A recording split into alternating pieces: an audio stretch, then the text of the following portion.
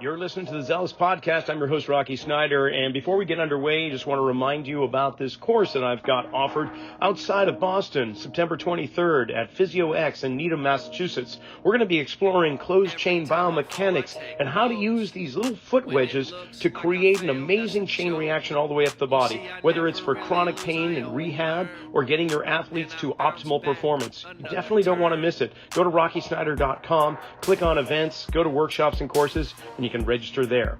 Now, this week's guest is Graham Betchart, and Graham is the mental skills coach for the Sacramento Kings. He's also worked with other athletes and other teams, but there are very few times where you just connect with someone immediately, and I gotta say, that's what happened with myself and Graham. It is an amazing conversation. I play it back over and over because the things he has to offer will inspire and improve your life. I hope you enjoy. I would love to talk about a whole bunch of things. So first off, using your music to do the intros and outros, that would be fantastic. Okay. And any of the posts I put social media, I'll get that out there and give you kudos, of course. And we'll put everything in the descriptions for links to your book, which I want to get into as well. But like cover the whole gamut, not just the NBA, but I know that you've kind of dabbled with NFL players in the past, and you've been doing this for now like 15 years or more, probably. Yeah. Right? I mean, I really, when I feel like I started was 1997. I mean, that's when I started doing the work on myself on a deep level as a teenager. I started training in San Francisco. It wasn't called sports psychology or anything like that, but I was learning to meditate, to visualize, all that stuff. So I've been practicing this stuff on myself since I was a teenager, since the 90s. And I guess I've really been sharing it my whole life. That's what my friends have been telling me, that whatever comes through me, I just share, Rocky. Now I have master's degree. I got a master's degree in sports psychology. I've, done all that, but like, I think my whole life, this has been coming through me is what I'm saying. Like that's what I'm realizing as I'm 45 years old right now. So when you're like, when did you start doing this? I'm like, man, I think I've been doing this shit since I was like a little kid. And I'm serious. And I've just, my whole life is about alignment, trying to find alignment with your deepest meaning and purpose and stuff like that. So when I follow alignment, I'm like, I'm just following alignment. And apparently this is what it is. I didn't know I knew all this shit. Like, I didn't know I was aware of all this stuff until I move on in life. And I thought, oh yeah, everyone's aware of this stuff. And then it was like, not sure if that's the case, so I love connecting with brothers from another mother. It just seems like sincerely such parallel paths. I know we're going to talk about meditation, but I think I was 14 in an after school class with a teacher I really respected teaching us transcendental meditation, and it just started going there. And then there was something about balance. I mean, my zodiac sign is Libra, scales, balance, and so on. It was always about alignment. And in the 90s, while you were doing your teenage, we're about 10 years apart, but I started exploring the importance of alignment physically, but then it transcended that. It carried over into emotional balance, structural alignment, spiritual alignment, which I've been following for quite a while. But not to take away from your story, I just wanted to share with you the fact that this does not fall on deaf ears. This is something that resonates with me. So what moment, Graham, if you could pick a moment in time, did you realize that this is not only a passion, but it's something that I could teach others? Man, I knew at 14 that I was doing stuff with my energy and voice was what I was gonna do. It was vague, but I knew at 14 I was here to use my voice because I had a way of speaking where people were listening for whatever reason, and I didn't understand why. But I was always the captain of the teams I was on, never the best player. And it wasn't that I was loud or had bravado or had like a bigger body than other people. I don't know what it was, but I started to bring the awareness that, okay, what I'm going to do in this life is to share through my voice, share through my energy. And then, like I said, at like 19, I got introduced to the San Francisco Healing Center. So that's probably the moment when I was like, okay, I started to learn like mental skills, if you will. It's the best way to like say it, but I learned to be present. My initial teacher, the way we look at religion's like a workout, right? It's a workout for your spirit. You know what I mean? And every religion has some good practices. Every religion has some terrible fucking teachers that came in and messed up the whole practice because of who they were. But if you look at some of the basic tenets of every religion, you can pick out great principles. It's like working out. It's not that one workout's better than the other. You got to do what's right for your body, pick the best out. Maybe you pick a little bit of these components, some of those components, and you put it in. So I was taught by someone who was putting the whole thing together. And from every deity, every God, every person who written word. So I was getting stuff to this day has never been tested. Meaning like sports psychology is not close to any of this stuff. Mental training is like the surface level of the depth that I was becoming aware of back in the 90s. So I would say 1997 is probably when it really took off. And I started really allowing myself to do this work and kind of surrendered to doing it. Even while I was going to college, stopped playing basketball. But then a couple years later, it was like a alignment inside of me. Essentially, my life went from before and after that. And then it was just like a creative lifestyle after that. And I felt like I could hear really well. And by hearing, I mean, whatever you want to call source, I could hear it and I could pick up vibration, what to do. And so here I am 26 years later. In the last 120 days, I've won more than anyone in basketball mental training in 120 days, like ever, and I'm kind of mind blown by all the stuff. I don't know if I told you, I work with the UConn Huskies this year. I barely even had time to tell anyone that we won the national championship. And there's so much that you stick with something for 10, 15, like a long time, and you watch these profound things happen, and it just reinvigorates your deep faith of like, holy shit, this is real. Even if you can't see it right away, the mechanics of this stuff is all real. And for me, I always use language that I like to say, walk to win, Rocky, with lethal patience. And where I see people get into trouble with all this stuff is they're in a hurry. You know what I mean? So a young person's like, yeah, but I'm doing what you're saying, but like, where's the result? And I'm like, the alignment is the result, not like this thing that then happens after. So I've been walking this path slow. But in this year with basketball, I almost feel it's the weirdest experience for me to help the Kings be a part of that, making the playoffs, with UConn winning it, and two of my earliest students, two kids I was I always think of myself, Rocky, as a proactive mental skills coach. I teach this stuff proactively. You don't wait till someone's in a crisis. That's more of a surgeon, right? I'm a strength coach. We're gonna go work out every day and do this stuff. That means you're gonna become aware. And one of them was Aaron Gordon, and he won the NBA Finals with the Denver Nuggets. And the other one was Jaylen Brown, and he signed the biggest contract in the history of basketball. So I look at these four results: most money ever, NBA Finals. Kings broke the longest drought in North American sports history from making the playoffs, and then UConn Huskies won the championship in college. I look at that and I look at those results, and I'm like, man, I can't explain any of this stuff. That is so far out there and so beyond something that I was like, oh yeah, this is all going to happen in 120 days, all in the same time. That's impossible to have that, to calculate any of that. So for me, this has all been a journey of letting go, staying with the alignment, being devoted to the alignment. And then you watch these results happen, but I can't control the results, Rocky. Like, that's wild to me, Graham, it's so interesting listening to you right now, and all that you just shared in the last 5 minutes or so. The accolades, the accomplishments are shared with a lack of ego, is what I'm getting. And I think for me, when you say listening to the source and you can really hear and you can resonate vibrations, that requires a lack of ego. It requires just a sense, a level of humility and acceptance. And I think those are probably some of the tenets that you're speaking about right now, these spiritual principles that we try to embody once we become aware. Is that kind of along the same lines of what you're talking? You're hitting it so on the head, Rocky. It's clearly we're kindred spirits, and I know how this works. Like, we found each other here on Earth, man. I'm great. Like, I'm blown away in this moment to be like talking to you. The word acceptance is truly the powerful word.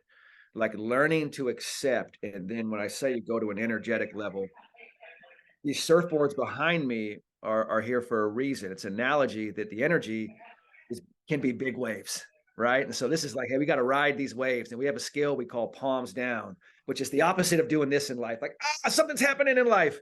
And we go, you know what? I'm going to choose my response, and I'm going to show up in this moment. And so, yeah, the acceptance to me, like I didn't make any of these results happen. No one can control results. My devotion to sticking with a formula is what I take credit. I'm like, oh no, I was devoted to it. So that's where we can be like, yes, because everyone needs to learn from devotion, with sticking with something. The results and stuff, mind blowing to me. I can't, like, totally mind blowing. I can't even believe it, man. And it just reinvigorates. Hey, the whole fun is the process. The whole fun is the pleasure, is the present, and engaging. Like, I heard it tell me to go teach kids 20 years ago. It was like, go teach kids, right? So I'm going to these camps, and who are the kids? One of them is 11-year-old Aaron Gordon. I don't know it's Aaron, just some little kid. But I'm sharing, and now he's 27 years old, winning the NBA finals. And you're like, wow, that's like 16, 17 years later. So that's not a quick fix, right? That's mind-blowing to me, where you're like, man, if you stay devoted to something, it's unreal what happens. Same thing with Jaylen Brown. He was just a kid. And I shared that because when people call me all the time, they're like, how'd you get to the NBA? And I'm like, man, I just helped other people get to the NBA. It wasn't that I was going to the NBA. I was serving other people to help them. So the whole thing is, can you serve others, stick with that, and actually enjoy that? Because that to me is the pleasure. Like doing MBA work or doing stuff, like the pleasure still to me is always helping, teaching, and sharing. It doesn't matter what the title is or where you're doing it at, but you said it, Rocky, you said acceptance. That's the word. And the acceptance is so early on, because you can't control results. You can't make it happen faster. Right. That's the acceptance part. You can't just make these things happen. You have to let go, So there you go. And then with that comes, with acceptance comes accepting things that you have no control over. And the one thing you do have control over is your attitude. Man, you got it. What you want to do with that. So just side note here, mental skills coach. That's a title that you use. And I have a feeling it's because there was some connotations that may not have been the most positive, say early on. When we talk about anything with mental health, instantly we think that we're imbalanced and there's something quote unquote wrong with us. Is that where you get the mental skills coach from? Yeah, totally. And when people say like, oh, it's so funny, the stigma that was there like 20 years ago, like, oh my God, this is something wrong for you. It's the equivalent of someone telling you like water's bad for you. And you're sitting there and you're like, wow, like you're 100% off. But wow, I'm curious where you got that from. So I always have compassion. I have compassion for people who didn't understand this. And for me, what my job in this world was to take this stuff, what I was aware of, and I'm not even kidding, and win with it, Rocky, because people had to see it win. People had, or else it's just hooey, weirdo stuff, right? But if you're like, this shit wins, gets more money than anyone ever has won historically. That's why I think this last like 5 months this isn't for me. This was for everyone else. So they go, got it. Never can I hesitate with knowing this, because this is exactly the thing to do. So me using mental skills coaching was just trying to help people with words, because a skill, we all want to get better at a skill, and a coaching, we all understand a coach helps you get better. So if you want to get coached at this is a skill. And yes, we're working at our mind. And what I was really good at was making it simple for people. I make them like mental skills. I call it like play present, next play speed, palms down. There's 3 skills right there. So I'm not talking about relaxing under pressure. I'm like, hey man, palms down. That's a move. Instead of this, take a breath and do this, right? And next play speed is how fast can I bounce back to the present when I lose my focus.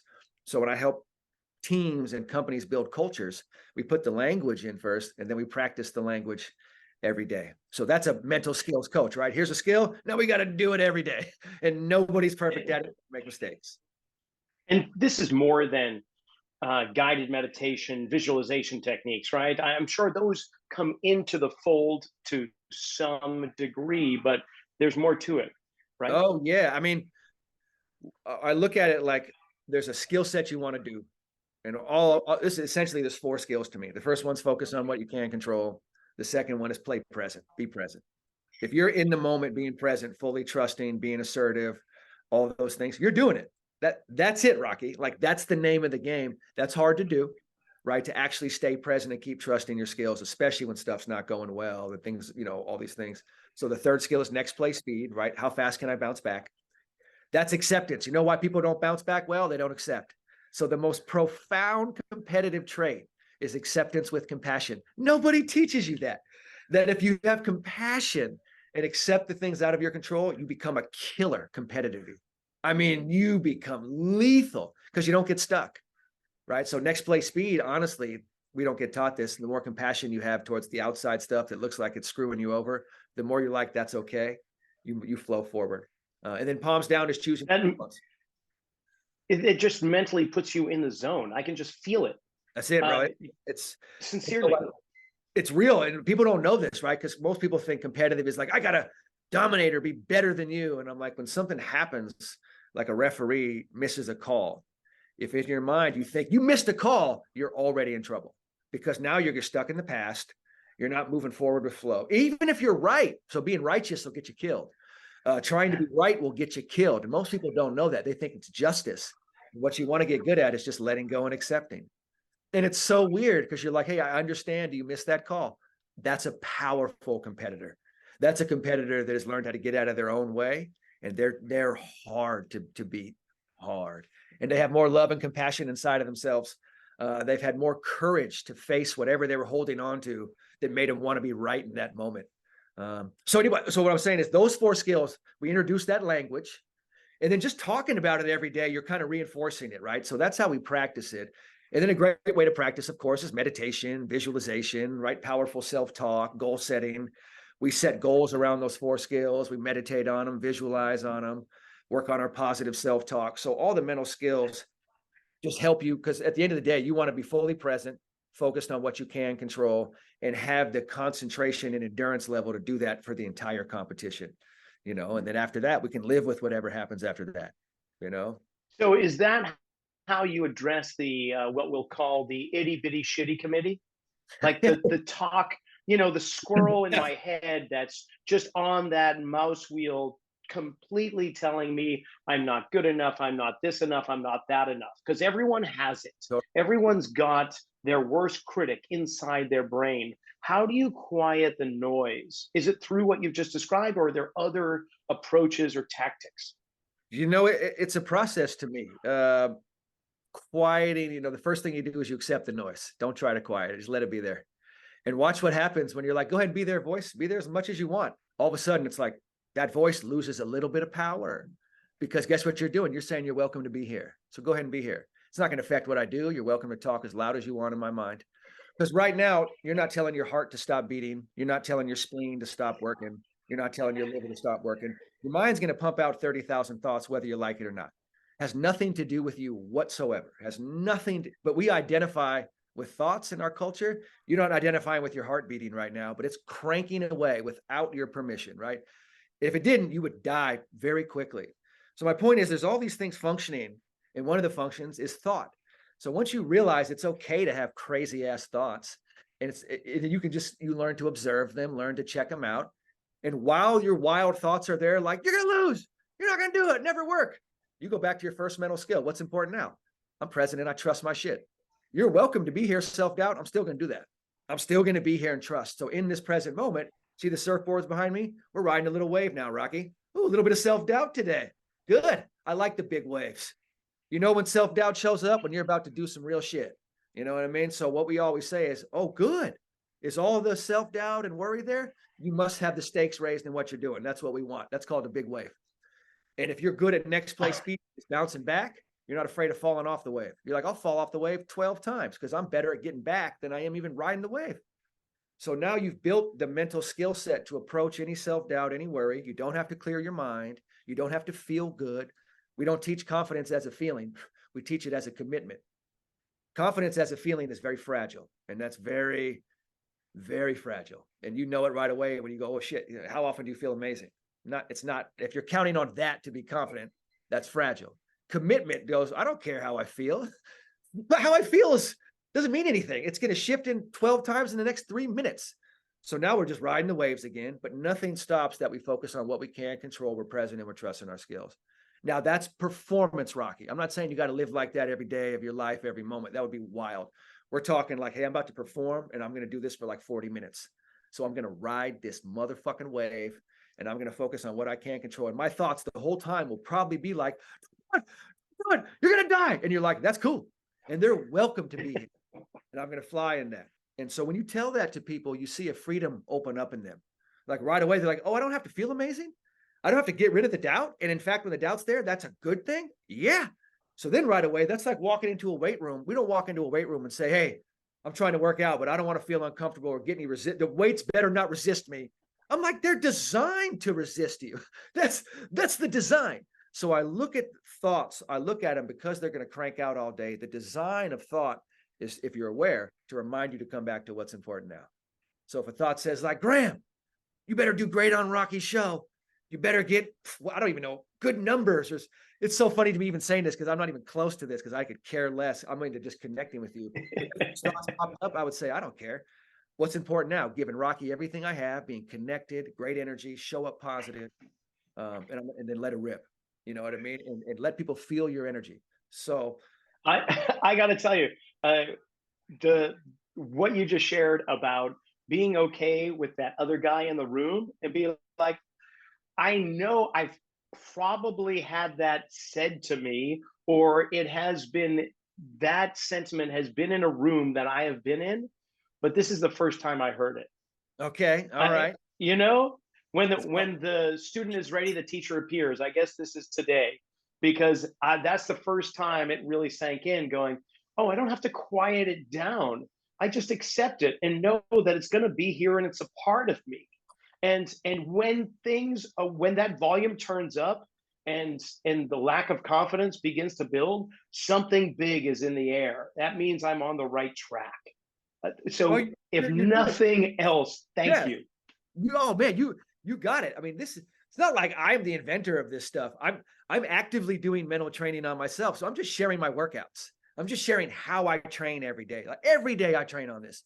Every day, every second of my life is 100% devoted to this. And I've just done it so much that eventually you learn the principles. You're like, I would never go against that principle. I don't want to get hurt. like lifting weights or training. Once you learn something that you know the science on a deep level, you would never go against that, no matter what anyone else said. You know what I mean? If someone said some obnoxious stuff about some form of a squat, I'm just making shit up, right? And you're like, my God, they're going to break their spine. You would never do that. You'd be like, Jesus, no, I know how to do this. I know the foundations. I've learned the mechanics of energy, and I've learned the mechanics of power versus force.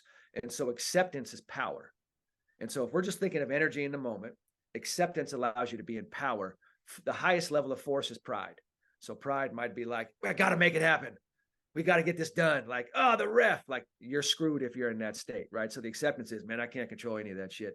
And once you do that, you automatically, energetically step into power, which is profound for a lot of people, because you're like, I stepped into power by accepting the thing that was trying to happen. You're like, yeah, that's the principle of what this is. We're not trying to be righteous. We're trying to get into power. And power is a real energetic thing that's here right now. A lot of people just don't know how to select it. They're selecting what I call lower vibration energy, reactionary energies, defensive energies. Fine. God, I got to feel good. I'm like, you're forcing everything right now. You will never be in power. Where power is, damn, my mind is going crazy right now. Holy shit, Rocky. So many thoughts. I feel so much fear right now. Holy shit. And I'm just going to breathe and be with it. That's power. Like that's close to a high level of confidence, right? Where you're like, my confidence is on a level of, it's not about feeling. And if this is what helps people too, commitment, again, like we said, is more powerful than confidence, because commitment means I'm going to do it. It's non-negotiable, right? And that's the devotion. And if you don't know, devotion is the sweetest emotion. Devotion, I can't even describe it, but and all devotion means is you stick with something when you're really like, I don't see any logic to stick with this at all, but yet you know you're supposed to stick with it. That's devotion, yet right? So again, if someone was like, water's terrible, it's 25 years ago, you're like, I know factually it's the best thing in the world for you. We're 75% water. I'm going to stay devoted to water, even if people are like, you're crazy, you're insane. You're like, it's okay if they say I'm insane, right? Then you start to have compassion for other people. A common thing I've seen with this is first couple of years, someone says, hey man, what are you doing? Like, that's crazy. And then 3 years later, they're like, wait a second, how is this working? And then 3 years after that, they're like, oh my God, this is amazing. You know what I mean? And I'm like, okay, the pacing has to open up for people when they do this work. This isn't like I did it, where's the result right away? It's like, just do it. And the thing that you did it, that's the result. Energetically, you get the reward right away. So again, this last 5 months, I've had results that are absurd, like so absurd, it's shocking to me. But the win for me has always been the energy every day was there for me every day of the journey. Because every day I'm like, the energy is real. The result is just something on a piece of paper and someone says something. The real thing is my energy right now. So if I keep accepting, showing up in the present, doing it, I'm winning right now energetically, which I think is the most powerful currency in the world. If there's something more powerful than this energy, someone let me know. Because if this energy leaves my body right now, you're going to look, I'm dead, right? So clearly this has a high value to me. You know what I mean? Yeah. Yeah, I do. I'm just kind of getting that analogy of snowflakes. Eventually they accumulate enough where an avalanche occurs, but Yeah. it just takes consistency. It takes time. But you're going in that direction. Now, you go outside of this realm, one as an author, where you've got your book, Play Present. Is that the correct title? Yeah. Okay. But you're also a musician and you create motivational music. Yeah. Yes. Yeah. It's like, as I keep doing this, right, it all feels creative to me. And, like everything to me feels like I'm kind of like hearing creative and then I go do it. It feels kind of risky and vulnerable because when you first start doing something, it's scary, right? And then later on, they're like, oh my God, it's like amazing. So for me, that's where I unlock the most energy in me is doing like vulnerable stuff, not vulnerable stuff like I'm in physical danger, but vulnerable, like go make some music. And I'd already established myself at a high level of mental training. And I'm like, I'm called to make music because this is an easy way to share mental training. How powerful is music? Makes you feel emotion, makes you feel feelings. If you're watching a scary movie and you're scared, fucking hit mute and see how scary it is after that. It's not very scary, right? So the whole thing is sound. Sound is real, Rocky. And what I mean by that is me and you paused right here and just sat here, anything we heard would be real. If we were quiet for a minute and then after I said, okay, what kind of thoughts did you have? And you said your thoughts, I'd be like, that's your shit. I didn't think that at all. But if we heard a bird chirp, we'd be like, that bird was real. We both picked it up. So, it's not make-believe. You in your own head, that's your own world. You can make up anything you want. It's not a reality for everybody. But sound is real for everyone. So music is just a universal way to teach. It's a universal way to connect. You can feel vibration, even with bass. If you can't hear very well, you can feel vibration. It's a physical thing, music. So I just teach to it. I make a bunch of beats.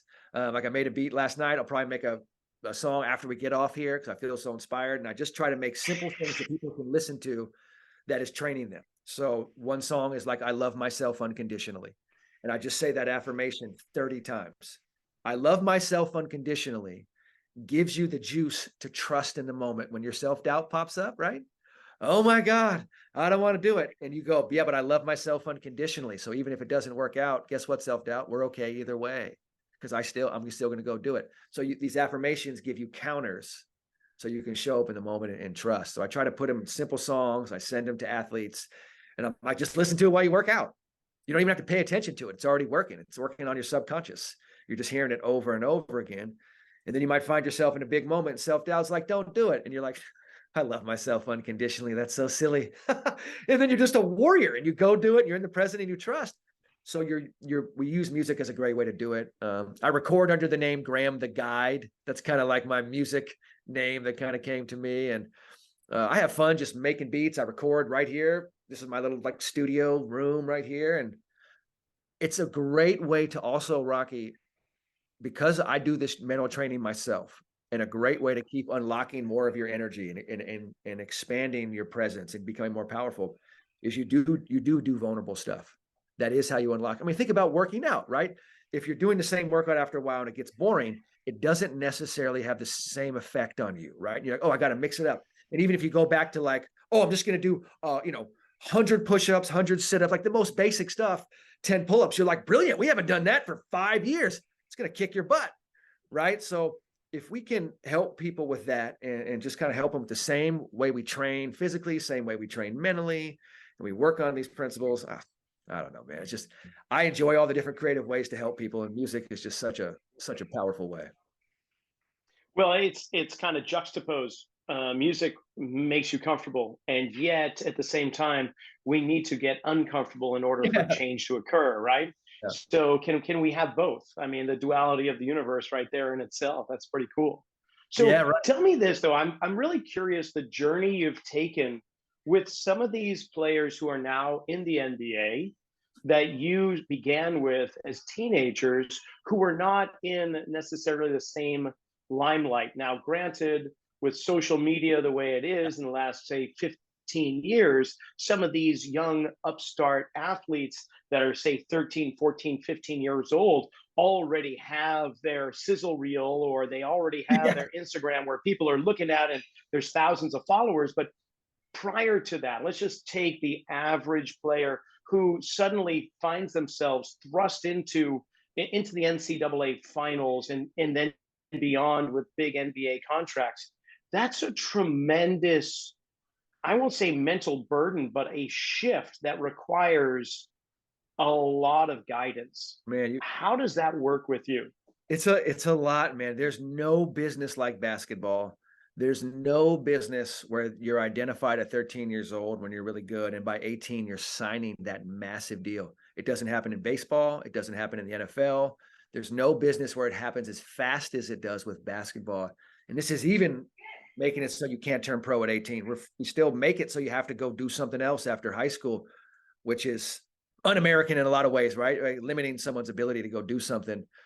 So like the stress is overwhelming. It's a lot, Rocky, and like how to deal with it.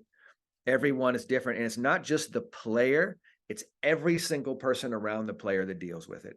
The NBA is one of those things. Professional basketball, that is the magnitude is so big that that's why people feel it. They feel it layers away from their family. Everyone they know knows what's about to happen. Like it's a whole lot. And so what I have always tried to do is if I can be reaching kids when they're, 11, 12, 13, which is really what I see. I'm just a teacher for kids. Then should they be one of the, and let's be real, there's 450 NBA players. Like you got better odds of being like a Congress person. You got better odds of running a Fortune 500 company. That being the NBA is the most elite sport of all the professional sports with the least amount of players.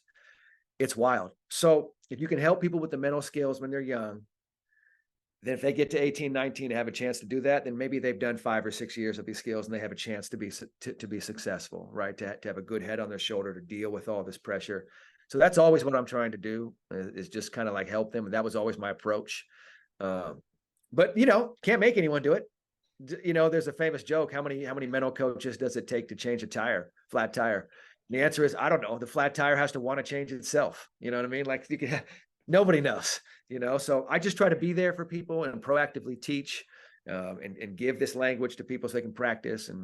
But man, there's no real exact way. I mean, it's such a wild frontier, man. Really, it's really a wild space. I don't like the agents, the work they have to do. It's just, there's so much stuff going on, man. It's so wild.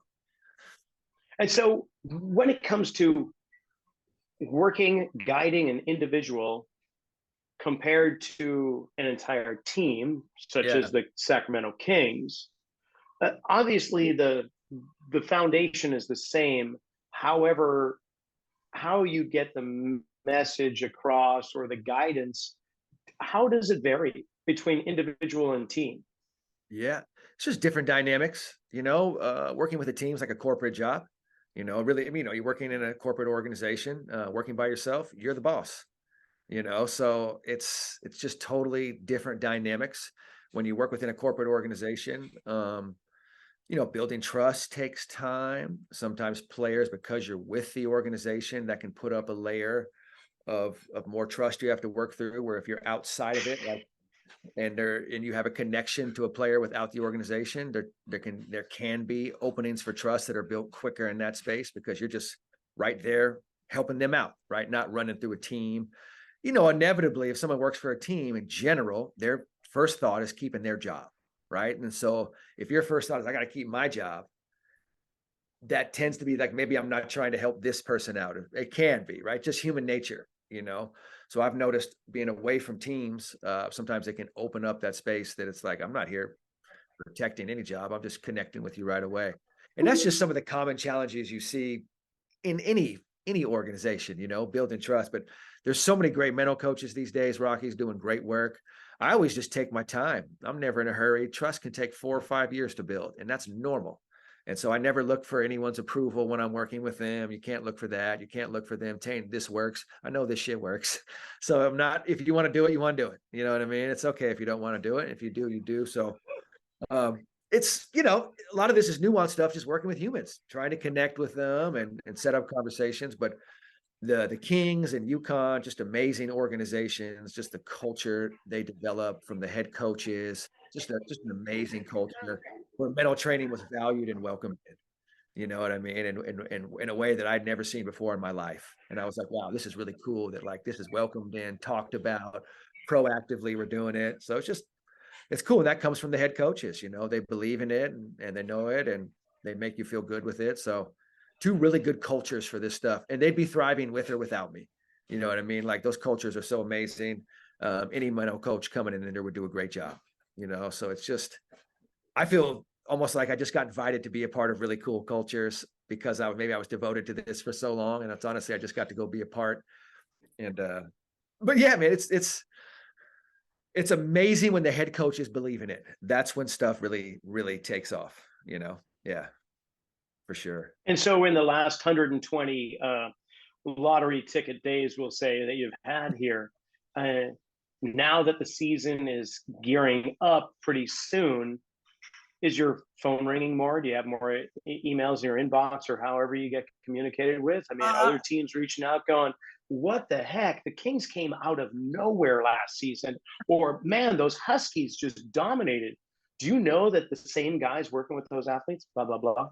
I keep it pretty quiet. In general, like it's so big sometimes, Rocky. Like what I value is just being able to move through space without any attention on me.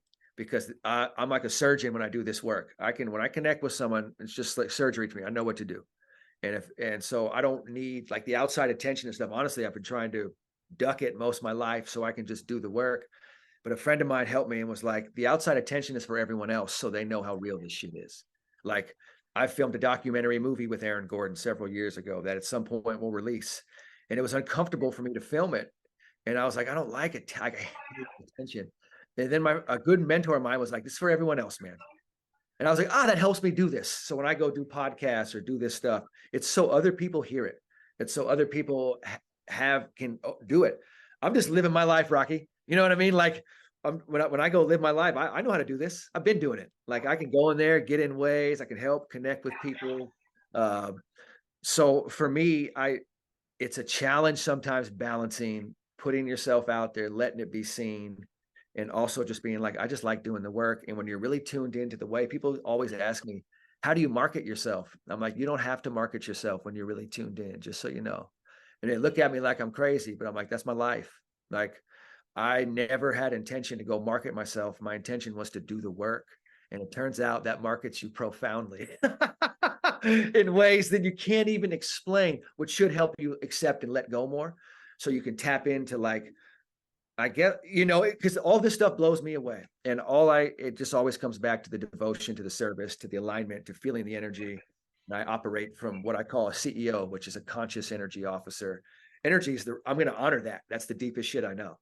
And where that goes result wise and all this stuff, it's going to go where it goes. But man, sorry, I think I'm all over the place, Rocky. Sorry, man. No, man, that's great. Back in, I was just sharing this little story with a friend the other day, but I just finished at the university back in Massachusetts in May of 1990. And the very next month, Nelson Mandela was on a kind of a United States tour. He stopped in Boston. I think he went to maybe New York and LA, only a few cities. But me and some friends went into the Esplanade in Boston to listen to Nelson Mandela speak. And it was over 100,000, maybe 250,000 people crammed in there listening to this man. And profound, obviously, but it wasn't until about a decade later that I was reading his inauguration speech when he became president of the African National Congress. And there was some excerpts in there that I'm sure float around the internet to this day, but in essence, it was, you do no good by keeping your light in, by hiding the shadows. It's only by shining your light do you give others permission to do the same. And so, you're talking here, and instantly I go to Nelson's words there, and it resonated with me when I read it, going, okay, yes, yeah, this is what I just need to walk this walk because it is based on truth, the laws of physics, and Yes. the human body. And there's things that people are going to say that this doesn't work or that doesn't work, but the proof is in it. And if I keep this path that I know to be true, not righteous, but just true, Yep. Yep. and it has been tested and it keeps coming out true, then that's all I need to do. And by doing so, you give other people permission to do the same. And I think that's really what you're saying. Is That's right. like, you don't need to be marketing yourself. The proof's in the pudding, and it just, like you say, just the last few months here, it obviously is resonating with a whole bunch of people, head coaches, players alike. Ooh, Crazy. that's it. And I feel really grateful to have that. So when a young person, when I'm talking like, in your 20s, or you're kind of getting life kicking in, maybe you finished college or you finished high school and you're like, okay, here I am. There's this kind of franticness with people that they think, it's got to happen right away. Boom. And there's like all these false conclusions out there. Like, if it doesn't happen by this date, by this date, by this date, it's got to happen. And it's the equivalent to me of playing basketball and you're in the first quarter and someone's like, game winning shot. And you're like, we're not even close. And they keep trying to tell you it's like a game winning shot on the line. They're like, don't miss it. Don't miss it. It's on the line. And you're like, we have 70 years, 80 years. I look at life that every 20 years is a quarter of basketball. And if you're lucky, right, then maybe that gives you an 80 to, somewhere around a 90, somewhere your life, like 20 years, and a little halftime, then 20 years, 20 years. And we're in the first 20 years of life. And at 17 years old, you're watching people taking game winning shots, Rocky. And you're like, holy shit, they think it's all on the line right now. And instead of going, it's all about how you bounce back now. That's the skill. So as you get into the third quarter, you're like, holy shit, I am lined up. My mental skills are so sharp.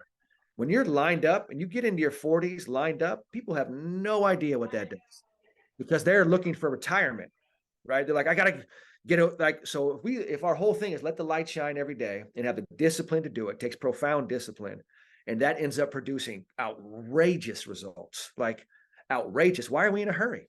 You know what I mean? Like, and I think we've been set up all this marketing, social media, commercials, and it starts here in high school. We got to get a GPA, got to get to college.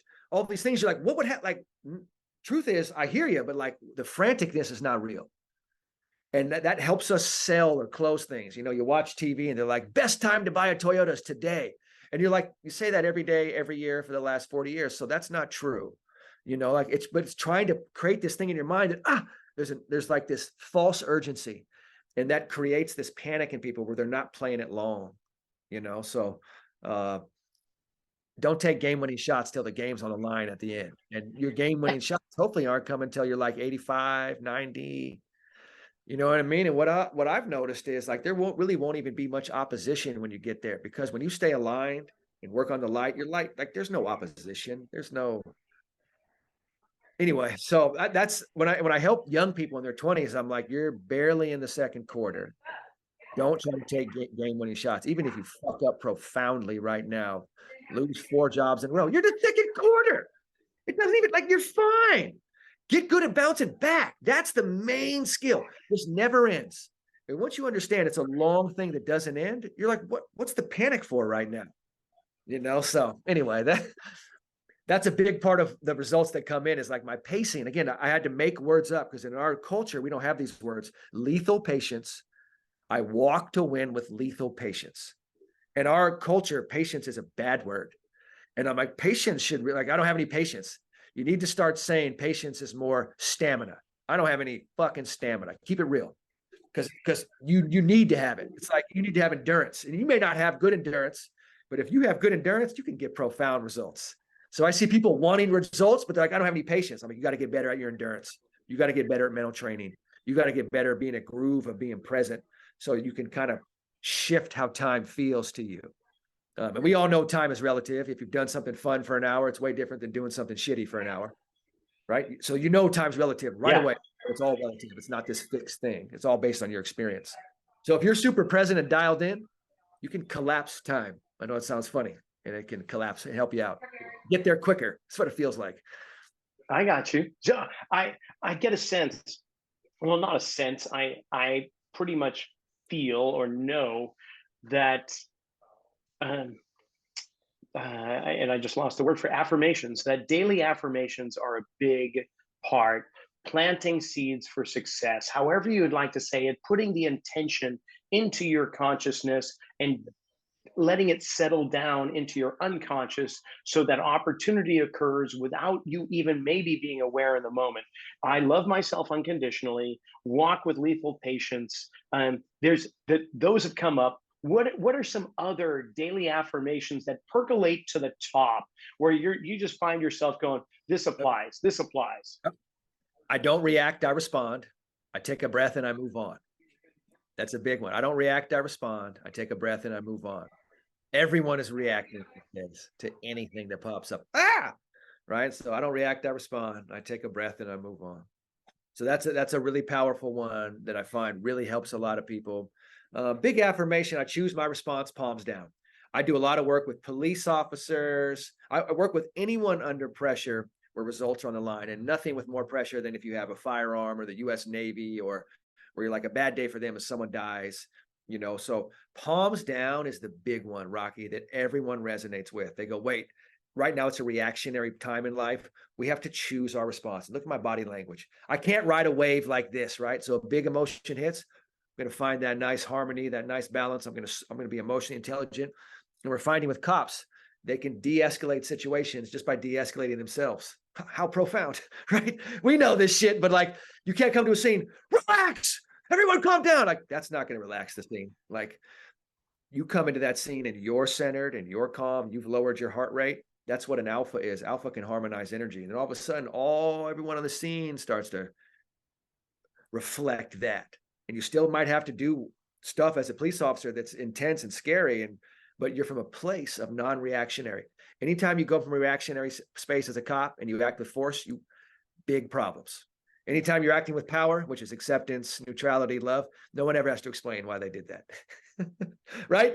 No one ever has to explain why they did that, because they're like, that's clearly the right thing to do.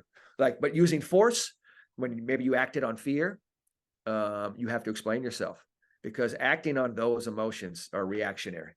And so what I like to do is just palms down is a big one. Next play speed is a big one, and play present. That's the language we use all the time. So I like to say, I'm committed to playing present. I'm committed to a fast next play speed. I'm committed to choosing my response, palms down. Those are just great affirmations. Tell yourself, I love myself unconditionally. I learned that as a teenager. That might be the most powerful one I've ever heard in my life. So anything you're going through, whatever it is, I love myself unconditionally is a showstopper. There's no self-doubt that freaks it out. There's no worry. There's nothing that freaks out. I love myself unconditionally. You're honoring your deepest self. Like the self you may not even know that exists, you're honoring that. You may think yourself is the money you make or your titles. And by saying, I love myself unconditionally, you're crushing any of that weak shit and getting to the absolute essence of what this is. So I love myself unconditionally. I would advise everyone to play with that one. I listen to it myself, the song. I'll work out to it for an hour straight and just hear it over and over again and just get in that nice groove. And it's like an affirmation is like when an instrument is tuned right, it just plays great music. So these affirmations are right when you're like, holy shit, that plays good music in my soul. And you're like, wow, that just feels right. And so, yeah, Rocky, there's a lot, man, but palms down, like if you get anything from it, choose your response in life, from reacting to being aware to like, okay, I'm going to take my breath. Like when I work with 5-year-olds, which is the hardest group to work with for me, 5-year-olds get this. 5-year-olds go, hey, this ain't it. This is it. When they all go, yeah, I get it.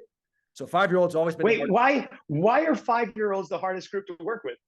Because you can't talk to them. You have to be singing and dancing and acting and moving. It's a visceral. You can talk to them, but they're not going to listen to a conversation. Like they're going to be like, whatever. Like, why are you wearing a green shirt? You know what I mean? Like they're just going to be like, what's going on? So if you go, hey, everyone do this. They'll all be like, okay. They go, ooh. They all do that. So like once I found this actual, it's physical. Now we've taken the mental training from like this abstract thought to like, from this, no. Yeah, this is the one. This is strong. Who's seen a basketball player do this on the court? They all go, I've seen that. Now what? This is how we counter that. Boom. So 5-year-olds have always been hard for me, but now I feel like I'm getting better at it. Okay. And then I got another kind of a follow up with that. You mentioned you work with police and military. And for those that are just in the listening audience that aren't following along on the video, Graham has a stunningly bald head with a John Muir beard, all brown and goes down to the middle of his chest, wearing a green Grateful Dead t-shirt with 2 surfboards in the background. When you go in and present or offer your guidance and services to peace officers in the military, when you walk in the room, what's that like? Well, I do, and I appreciate you saying that, because the most important thing for me is I have to be authentic, right? And I accept the vulnerability of authenticity. So with that acceptance, I have profound energy coming from me, right? So if I walked into a room and I was going to teach a class on building muscle, and I walked in with this shit and I was jacked, right? You'd be like, he is it. It don't matter what. It don't matter if he's wearing sandals or a t-shirt. You're like, that's it. So my energy speaks for itself. And my ability to command the presence of a room and to convey this with ease is unquestioned. And so I know that. And this also gives you, I'm going to give you a little test, you know, and I do it on purpose. I could come in here wearing a suit.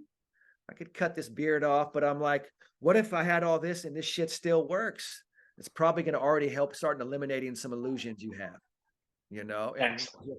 my job is to help you see more truth than you're seeing right now. I'm not saying I know the truth, but clearly this doesn't limit success in winning on any level. You know what I mean? And when I'm working with police officers and we're working on these techniques, the automatic killer of any of these techniques is you're not being genuine and authentic.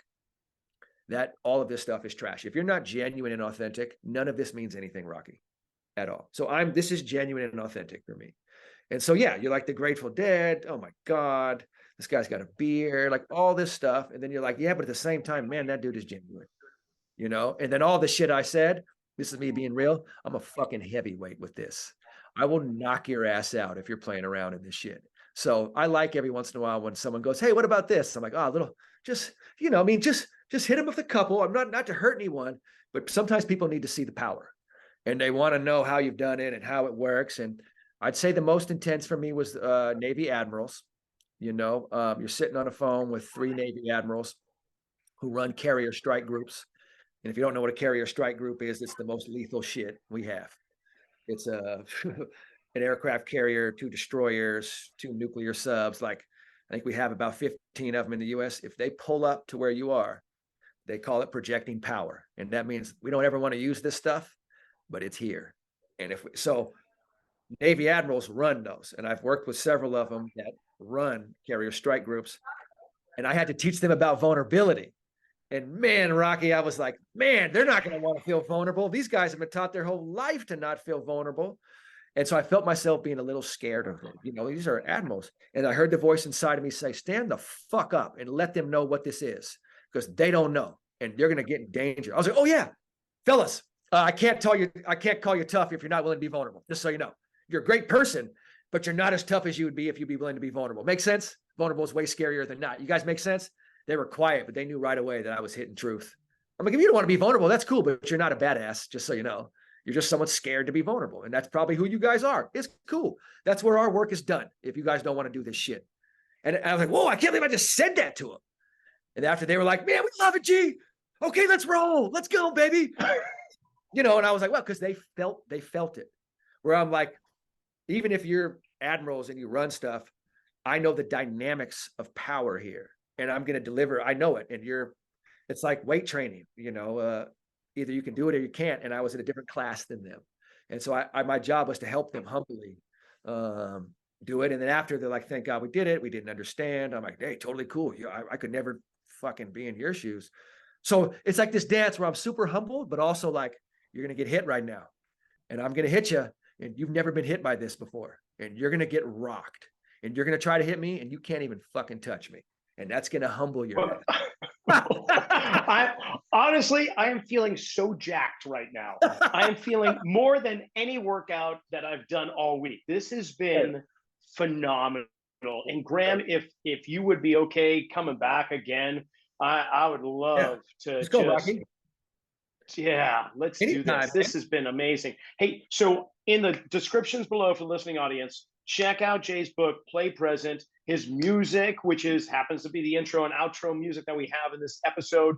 That's going to be available. I'll put the links on it all. And yeah, follow Graham on LinkedIn and all the others that I'll provide too. This has been fantastic, Graham. I can't thank you enough for just being willing to come on and share. And I look forward to the next time we do this.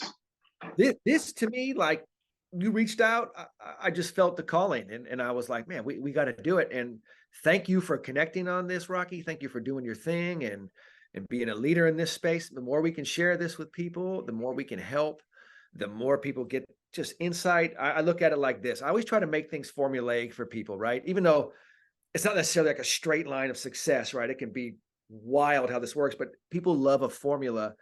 And so awareness activates your ability. That's the start, right? Then it's repetition retains your realization. You got to do this over and over again. This isn't a quick fix. It's not like you try it once and you're like, that's it. You're like, no, we're going to do this forever. And it's experience evolves your enlightenment. So once you have the experience, you're like, oh, this isn't like I have to believe in Graham or something like that. You have the experience. Once you have the experience, that's the real thing, right? That's your teacher. It's like, no, I'm aware. You know what I mean? Like if someone came up and was like, gravity's not real, I'd be like, well, I mean, I'm on the ground right now. I mean, the evidence is really strong that it is real. Like, there's no real argument. I'm just like, no, I don't know what you're doing. Like, so once you experience this stuff, you know, and you go, okay, then it becomes, you're no longer debating in your mind, and you have less friction, and you're just like, man, this is just what we do. It's like the mechanics of it. So everyone just practice. And this is real. My resume of success is mind blowing. It's mind blowing to me. My resume of failures is 1,000 times longer and way more impressive. And what that means is don't let the little things stop you, right? That's the next play speed. Keep showing up. So I always have to acknowledge, if you want to look at my resume of success, no problem, but you got to look at my resume of failure. That's the more impressive one. It's way longer, and that's why I'm here. And actually, I was never failing. Hey, Don. It makes sense. It totally makes sense. Oh man. Yeah. Honestly, we've got to get together again, because the time is short on this episode, but we can open it up for another one somewhere down the road. And I really appreciate you. I can't wait, man. Can't wait to do it again. This was, you see, like an hour went by. That felt like 5 minutes to me. And that's the experience. That's time being relative, right? When you're locked into what you love and sharing and opened up, your whole experience shifts. So like, keep sharing in life with love. I've found that to be like, any student that calls me, I always call them, Rocky. I call everyone back that reaches out to me. As long as I recognize it's not a formulaic business thing. If it's a real person reaching out, I always talk to them and share. And they're like, man, you just poured in. And I'm like, that's the thing. That's the whole fun. Like, and it turns out if you keep doing that for a long time, like great business opportunities come, like all these cool things happen. But the fun is like, we just did a really fun thing, Rocky. So thank you, man. Like, thank you for that. You got it. Unconditionally. And that's it for the Zelos podcast this week. I can't thank Graham enough and the King's organization for allowing this to happen. But as soon as I can, I'm going to hit rewind and replay, because there's some stuff in there, some affirmations, some good insight. Man, I wish I had myself some mental skills coach. And maybe, you never know. Until next week, make it a good one. I said I love myself unconditionally. Unconditionally, I said I love myself unconditionally.